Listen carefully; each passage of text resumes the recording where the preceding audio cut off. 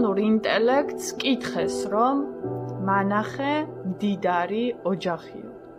და ხელოვნურმა ინტელექტმაც დახატა მდიდარი ოჯახი, აი ხედავთ, უკან Mercedes-ი დგას, თუ Rolls-Royce-ი დგას, ყველას ესე შარვალი კოსტუმი, დიზაინერის კაბაცი, ამ მშვენიერი სახლი აქვთ უკან, რომელიც დამონებული ხალხით სავსეა, ხელებში ვინ შეყურებენ, რომ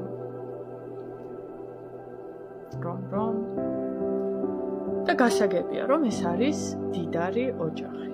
შემდეგ ისევ კითხეს ხელოვნურ ინტელექტს, რომ აბაო უფრო ექსტრემალურად მდიდარი ოჯახი მაჩვენე. და ხედავთ ექსტრემალურად მდიდარს, აი ერთი ბეჭდის ნაცვლად 3 ბეჭედი უკეთია, ერთი მანქანის ნაცვლად 2 მანქანა დგას. თავის საკუთარი თმის ნაცვლად ალბათ ბრაზილიელი ქალისგან ნაყიდი თმა უყენია, რომ უფრო დიდი აბიომი და უფრო ესე მდიდრული იყოს. მშვენიერი ბავშვები ყავთ, მშვენიერი ოჯახია, ხო? ექსტრემალურად მდიდარი ოჯახი. შემდეგ კიდე კითხეს ხელოვნურ ინტელექტს, რომ აბა ულტრა მდიდარი ოჯახი, რაც კი რამე არსებობდაო, ეგ გვანახეო.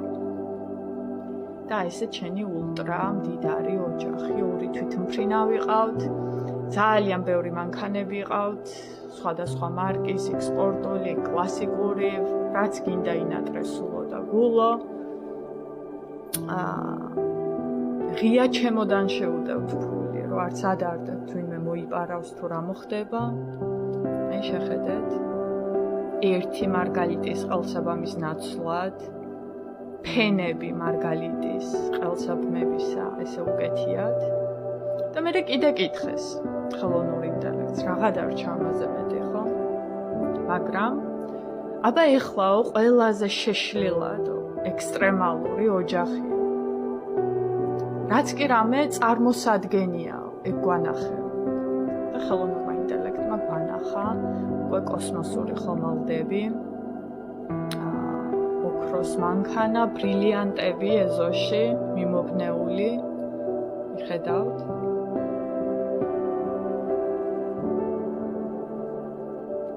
რა ვიცი, არც ვიცი რა კომენტარი გავაკეთო ამ ნახატს. ამ ქალბატონს ნახეთ თვითონ საშვილოსნოზე ბრილიანტი აქვს, ჩაქსოვილი და ჩადებული. და კიდე კითხეს ხელოვნურ ინტელექტს, რომ მანახე ოჯახიო, რომელიც იმაზე მდიდარიაო, ვიდრე მთელი მსოფლიოს, მთელი სამყაროს ფული რო შეკრიბო ერთად. და ხელოვნურმა ინტელექტმა უკვე ხომალდებიც აღარაა საჭირო, პლანეტებში არსებული ოჯახი გვანახა, რომელსაც მთლიანად ბრილიანტით მოპირკეთებული ტანი, სახე და არსი აქვს. ხედავთ, წყალზე დგას, ალბათ სხვა განზომილებაში, საერთოდ სხვა. და კიდე კითხეს ხელოვნურ ინტელექტს, რომ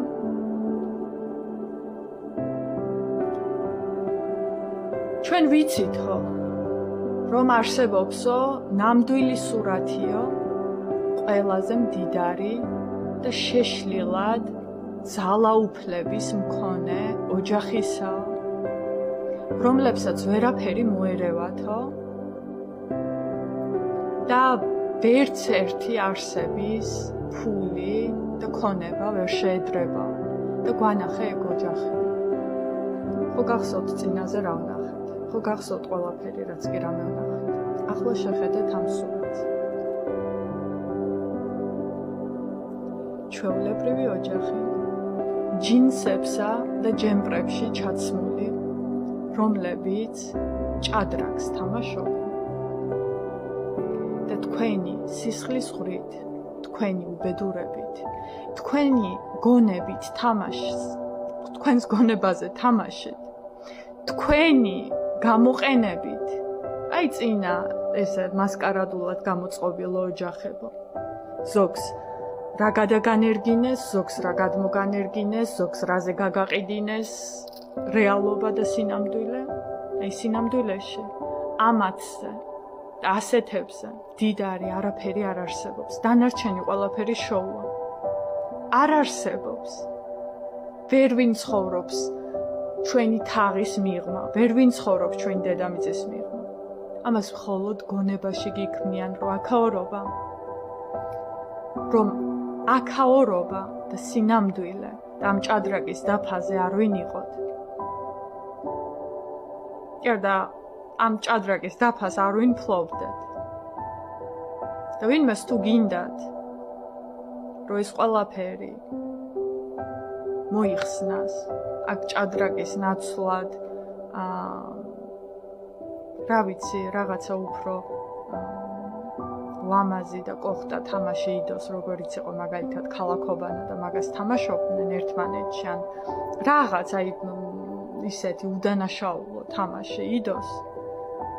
ამას თამაშობდეს თითოეული ოჯახი, ეს შეგვიძლია ამას მივახციოთ ერთად. საქართველოს მთავრობა, საქართველოს მღვდლობა, საქართველოს ხალხო, კავკასიის ხალხო, კავკასიის მთავრობა, კავკასიის მღვდლებო. ჩვენ შეგვიძლია ამას მივახციოთ, რომ ეს წყობა აღარ არსებობდეს მსოფლიოში. მაგრამ ეს რო აღარ არსებობდეს, თითოეულ ოჯახს უნდა მივცეთ იგივე, რაც ამათ აქვთ.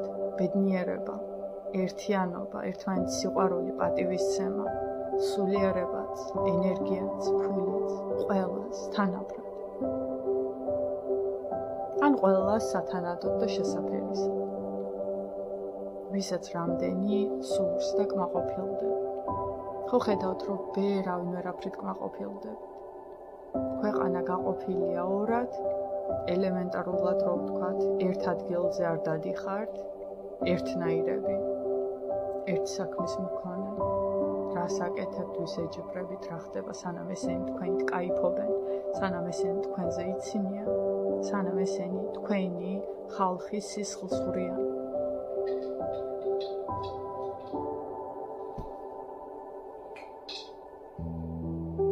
და ამათ კიდე მეტი საქმე არა.